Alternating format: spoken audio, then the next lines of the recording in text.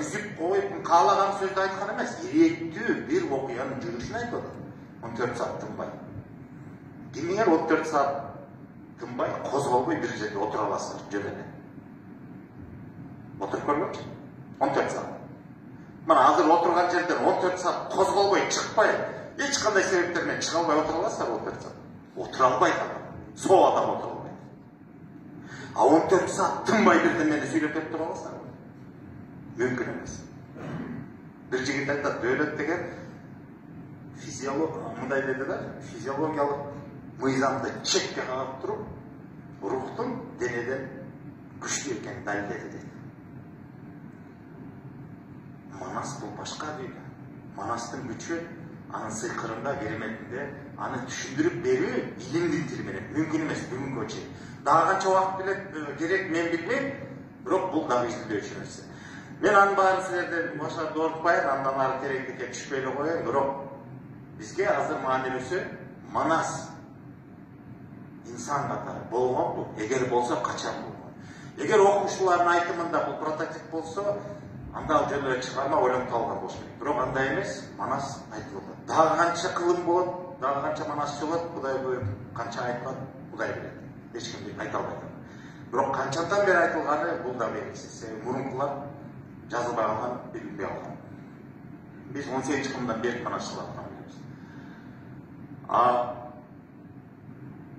эгерде манас 16-кылымда болсо, мүмкүн. Же болбосо 10-кылымда, 11-кылымда деп атасыздар. Же мода болсо, биздин доорго чейин 2-3-кылымда болсо. Бирок ал ким болот? Ал башка болот да, логика сыйбайт. Берки этаптарды алсак, анда манаска тиешелүү болгон манастын өзүнүн ысымы жок дегенде бир жерде жазылып калыш керек эле дейт. Мисалы, Басбектики турат го, Култегиндики турат, Капагандыкы турат, Илдирестики турат, жазып турат го ташка чейин. Макул манастыкы жазылбаган. Бирок манас дүйнөсүндө жок деп Бакай, Кошой, Алмамбет, Чубак, Сыргак деген эмне деген ысымдар, эмне деген алыптар бар. Жок деди биринин аты жазылса, анан ошого имчек болот эле. Ушунда жашаган турбайбы депчи. Бирок жок табылып айтпайбы. Жесурун аталаштыр ал башка маселе. Инсандар айтат, мен адам инсандар. Кандай? Жок, ал жазуу эмес да, ал эки несинде Кошой Коргон аталышы. Бир жерде Кошой Коргон экен деп эч ким жазган эмес. Чештөбөгө Алмамбет мүсөгө коюлганда белди нестики мында бар, бирок эч жерде жазылган эмес да. Окумуштуулар ошон үчүн аны мындай илимдин талабы боюнча манас тарыхый инсан деп айта албайт. Бирок мен муну манас болгон эмес деген максатта айтпай элем. Мен эң кызык нерсе манас инсан катары болгонбу болбогонбу деп манастын текстин өзүнө кайрылсак, ушул жерде бир кызык маселе бар экен. Эми силерди бир саякатка алып барайын. Ой, жок, шашпаңыз. Дагы артка. Не oldu? Текстек болду.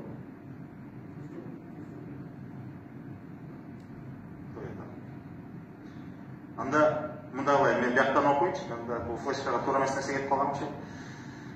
Мындай деген текст бар да, азыр мен силерге окуп берейин, шашпай окусаңар. Сагынбайдын айтуусунда Чоң Чабыл окуясында. Чоң Чабыл деген окуяны билесиңер? Не окуя? Чоң Казак, Чоң Чабыл ар кандай айтпак. Кыскасы ошол Чоң Казак окуясында, ошол казакка аттанарда ушундай бир окуя, ошол окуяга тиешелүү эки эле сап сөздү мен азыр окуйн, анан ошондогу бир сөз аталыш жүрдү маселе. Мынтип Макелдөө деген каарман бар, билесиздер да? Макелдөөнүн сөзү. Эсенхан эгер оңбо деп, лаат манат колдо деп. Эсенхан сейилип, Макелдөө сейилип, манаска каршы жолго чыкканы баяндалат дейт. Эки сап кайра айтам. Эсенхан эгер оңбо деп, лаат манат колдо деп. Эсенханды сөйлөдү Макелдөө. Оңбо деп. Эгер оңбо деген сөз, эгер деген сөз бүгүнкү күнү биз туура эмес түшүнөбүз. Эгер деген если деп атпайбызбы? Эгер деген кыргыздын тилинде эч убакта эгерим деп айта турсакпыз. Эгерим оңбой кал деген сөз да. Эгер деп коет. Манаста ушинтип колдонгон. Эгер оңбо деген эч убакта бир жакшылык көрбө деген сөз деп карап атат жаман. Эсенханды. Эсенхан бул Кытайдын башкы хан билебиз. Аны макелдөө ушинтип каргап атат дагы, ошол эле убакта лаат манат колдо деп сыйынып атат. Себеби Манасты көрүп туруп, Манастын 40 чиркейлин колдоочуларын көрүп туруп, макелдөөнүн мындай жакын өө чоң. Манастын ким экенин көрүп, көзмө-көз көрүп. Макелдөө деген өзү карман, кандай карман ким билет? Макелдөө ким? Не болгон карман? Уккандар барбы? Назар. Макелдөө деп айтып турат. Макел аты дөөнү. Манаста макелдөөнү сүрөттөйт кадимкидей. Бой мүчөсү адамдан 2-3 эсе келет де. Дөө. Анан жалгыз көздүү. Жалгыз көздүү дөө эмне дейт? Европада. Циклоп дейт. Бул мифический образ, болгон бул циклоптор жашоо. Я. Ну эми ошол андай так анык илимде айтылабы? Эң кызыгы ушунда да буну мифический образ деп коет да, бул миф жомок, манасар деле жомок деп ушуга келип токтоп калат да. Бирок ошо жомок болсо жомок боло берсин, бирок андан аркасында лаат манат колдо деген, ушу лаат манат деген сөз ушул жерде бир чоң кызык нерсе жатат. Лаат манат деген эмне, ким билет? Лаат манат колдо деп сыйынып атат. Эмне лаат манат? Кандай? Микрофон байсаңыз болбойт. Дин. Я. Дин да. Дин? Жок. Колдо деп атпайбы? Динди кантип колдо дейт? О, христианство мени колдо дейт, же ислам мени колдо дейт, дебейт да. Я. Бири, же Кудай. Маселе ушунда экен, эми берсеңиз дейсиз.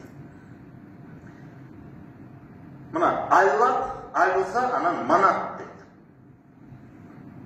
Бул байыркы шумерлерге таандык болгон негизги кудайлар. Биздин долорго чейинки ошо шумер цивилизациясынан чыккан аккаттар, ассириялыктар, жанагы семиттер, ошонун катарында арабтар байыркы доордо ушул кудайларга сыйынышкан экен. Аллат, анан Аль-Манат, жок, Манат, Аль-Уза, Аллат, же болбосо Лат жөнүндө, Уза, анан Манат дейт. Эми бирден берсеңиз дейсиз. Аллат деп турат мына. Богиня, древнеарабская и шумерская богиня неба и дождя. Демек, карап турсаң, бул жерде бир кызык нерсе. Тарыхта ким гана, кайсы гана эл, кайсы гана маданият болбосун, баягы диндер пайда болгонго чейин көп кудайларды сыйынчу. Бул баарыбызга белгилүү.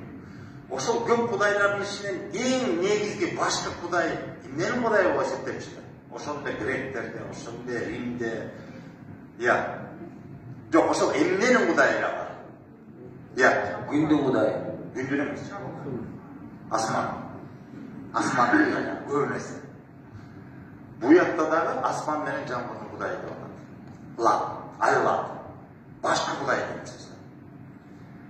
Кийинкиси. Древнеарабская, древнешумерская. Могул сөз эми чыгып атты, мынакей. Сагынбайдын айтуусунда, мына жана мен айтып аткан чоң чабуул окуясында эсен канагер оңго деп, лаат манат колду деп, макелдөө сыйынып Манаска каршы. Мына лаат манат деген сөз. Манаста айтып атат. Эми бере бересиз.